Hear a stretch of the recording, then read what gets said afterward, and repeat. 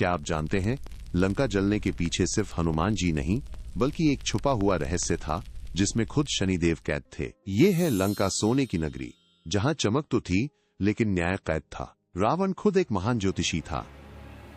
उसने अपने बेटे मेघनाद के जन्म के समय कुंडली देखी थी। उसमें एक बात उसे हमेशा डराती रहती थी।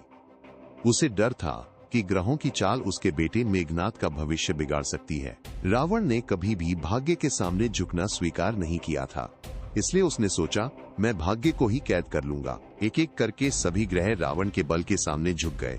हर ग्रह ने उसके आदेश मान लिए, अपनी चाल रावण के हिसाब से बदल दी। लेकिन एक ग्रह कभी नहीं झुका, वो थे शनिदेव।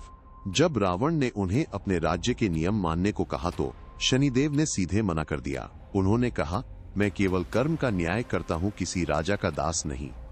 यही बात रावण का अहंकार सहन नहीं कर पाया। रावण का क्रोध 7वें आसमान पर पहुंच गया और फिर रावण ने वो किया जो किसी ने सोचा भी नहीं था। उसने शनिदेव को कैद कर लिया। लेकिन उस दिन से लंका में कुछ बदलने लगा। उसी समय न्याय का दूत लंका में प्रवेश करता है, हनुमान। रावण के राक्षसों ने हनुमान को घेर कर पकड़ लिया।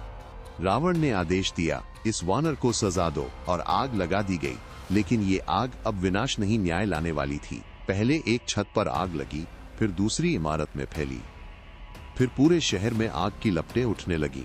उस समय पूरी लंका जल रही थी, सोने की दीवारें धीरे धीरे पिघल रही थीं। लेकिन अचानक हनुमान जी को एक अजीब आवाज सुनाई दी, एक दर्द जो किसी साधारण इंसान का नहीं था। जब दरवाजा टूटा तो सामने था एक ऐसा दृश्य जिसने सब बदल दिया। वो थे शनिदेव, जंजीरों में बंधे हुए। जंजीरों के वजन से उनका शरीर झुक रहा था। हनुमान ने तुरंत आगे बढ़े। उन्होंने दोबारा गदा उठाया, एक ही झटके में सभी जंजीरें तोड़ डाली। उसी पल पूरी काल कोठरी दिव्य प्रकाश से भर गई। भाग्य का दूत और कर्म का न्यायकर्ता फिर से आजाद हो गया। शनिदेव ने हनुमान जी से कहा, हे महाबली हनुमान, आज आपने मुझे इस बंधन से मुक्त कर दिया है, इसलिए आज से मेरा वादा है, आपके भक्तों को मेरा कष्ट कभी नहीं सताएगा। जो भी आपका नाम लेकर सच्चे दिल से कर्म करता है, उसके सभी दुख दूर हो जाएंगे।